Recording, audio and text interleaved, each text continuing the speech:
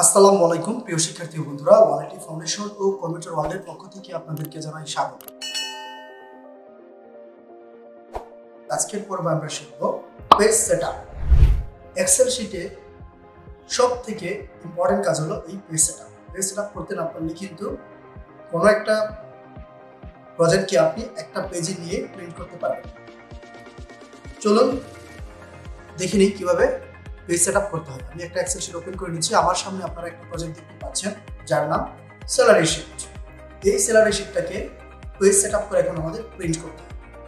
তার আগে একটু প্রিন্ট রিভিউ দেখে আসি। প্রিন্ট করলে আসলে একটা পেজের মধ্যে কতটুকু আসবে। প্রথমে ফাইলে ক্লিক করার পর প্রিন্ট থেকে প্রিন্ট রিভিউতে ক্লিক করুন। এই যে দেখতে পাচ্ছেন এখানে কিন্তু হাফ আসছে, ফিক্স স্যালারি পর্যন্ত আসছে, কিন্তু আমাদের আসার কথা ছিল কিন্তু টোটাল নেট পেমেন্ট পর্যন্ত আসার কথা ছিল, কিন্তু এখানে কিন্তু আসেনি। সো এখন বাকি যে ফিল্ডগুলো রয়েছে এইগুলো কিভাবে একটা পেজের মধ্যে নিতে হবে এটাই এখন শিখব। সো আমি এখন এখান থেকে ক্লোজ করে দিলাম। এমনকি এখানে একটা বর্ডারও চলে আসছে, পেজে ভাগ হয়ে গেছে। আমাদের এখন একটা পেজের মধ্যে নিতে হবে। এর জন্য প্রথমে ভিউতে যেতে হবে, তারপর পেজ ব্রেক ভিউতে ক্লিক করতে হবে। পেজ ব্রেক ভিউতে ক্লিক করার পর এখানে পেজ 1 এবং পেজ 2 দেখতে পাচ্ছেন। আমাদের স্যালারি শিটের প্রত্যেকটা ফিল্ড একটা পেজের মধ্যে নিতে হবে।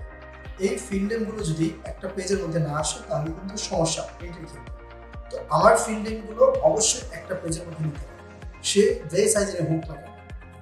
এর জন্য কি করব, পেজ 1 এর পরে যে বর্ডারটা আমরা দেখতে পাচ্ছি ওইটাকে ধরে শেষ মাথায় নিয়ে যাব। এখানে 3-4টা বর্ডার থাকলেও, একটা পেজের পর 3-4টা বর্ডার থাকলেও পেজ 1 এর পরে যে বর্ডারটা থাকবে ওটাকে ধরে শেষে নিয়ে আসবে। কারণ হচ্ছে আমাদের ফিল্ডগুলো একটা পেজের মধ্যে নিতে হবে এবং লাগবে। এখন আমাদের প্রত্যেকটা ফিল্ড একটা পেজের মধ্যে চলে আসছে। পরবর্তী স্টেপটা হচ্ছে পেজ লেআউট মেনুতে ক্লিক করতে হবে, তারপরে ওরিয়েন্টেশন, দেন হচ্ছে ল্যান্ডস্কেপ, পেজের চড়াটা একটু বাড়িয়ে দিন। এবার মার্জিনসের এখান থেকে আমরা নর্মালি নিলাম, যদি প্রয়োজন পড়ে তাহলে আমরা নেরো ইউজ করতে পারি, মানে 1 থেকে কম, 1 ইঞ্চির থেকেও কম। এবার আসি সাইজ। প্রথমে আমরা A4 নিয়ে দেখব A4 এ হয় কিনা। যদি A4 এ না হয় তখন আমরা চিন্তা করে দেখবো যে কোন সাইজটা নেওয়া যায়। A4 এর পরের পেজ হচ্ছে লিগ্যাল নিতে হবে। আর যখন আমরা লিগ্যাল সাইজ নিব তখন প্রিন্টের ক্ষেত্রে অবশ্যই লিগ্যাল সাইজের পেজটা লাগবে। আপনি সাইজ সিলেক্ট করে রাখলেন লিগ্যাল, কিন্তু প্রিন্ট দিয়ে দিলেন হচ্ছে A4 পেজে, তাহলে কিন্তু হবে না, সবগুলো কিন্তু আসবে। Got it? ওকে, এবার একটু দেখে আসি কি অবস্থা। ফাইল, প্রিন্ট প্রিভিউ, এই যে দেখতে পাচ্ছেন একটা পেজের মধ্যে চলে আসছে, কিন্তু আমাদের পেজের ডান পাশে কিন্তু এখনো স্পেস রয়ে গেছে। এই স্পেসগুলো আমরা কোনোভাবে কাজে লাগাতে পারি কি? হ্যাঁ, অবশ্যই কাজে লাগাতে পারি। আমরা যদি এখন ডান পাশের স্পেসটা যদি কাজে লাগাতে চাই, তার জন্য পেজ সেটআপে ক্লিক করতে হবে। এই যে পেজ সেটআপে ক্লিক করব। পেজ সেটআপে ক্লিক করার পরে যে অ্যাডজাস্ট টুটা আমরা বাড়িয়ে দিই। এই যে অ্যাডজাস্ট টু বাড়িয়ে দিলে টেবিলটাও বড় হয়ে যাবে।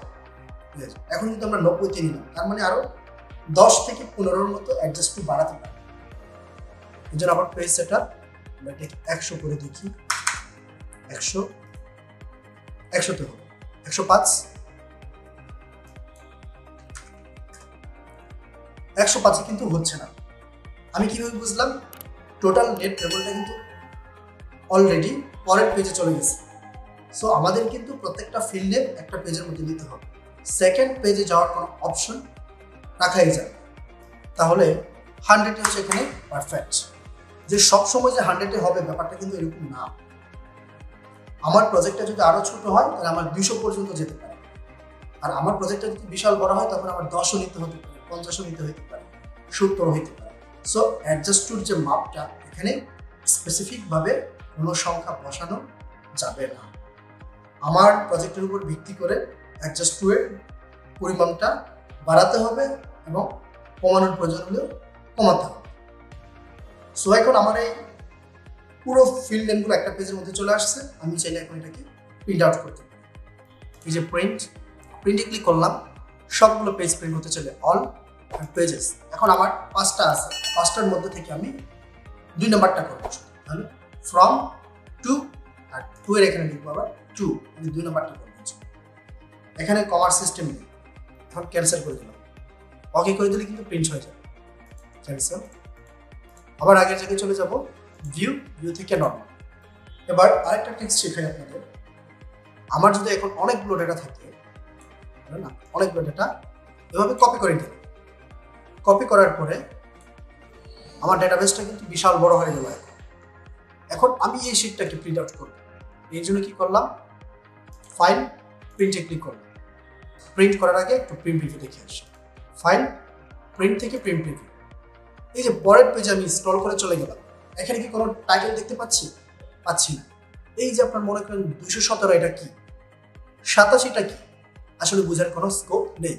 আমরা যদি এখন প্রিন্ট করার পরে প্রত্যেকটা পেজ এক একজনকে দিয়ে দিই, যদি বলা হয় যে দেখো তো অমুকের হাউস রেন্ট কত, তখন হেডিংটা যদি না থাকে আমরা কিন্তু বলতে পারবো না।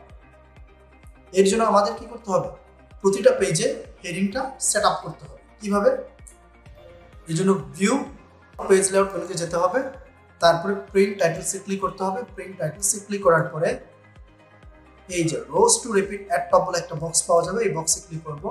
ক্লিক করার পরে শুধু হেডিংটা সিলেক্ট করে দেব, ক্লিক করলেই সিলেক্ট হয়ে যাবে। তারপরে ওকে দিয়ে দিন। এবার একটু প্রিন্ট রিভিউ দেখে আসি।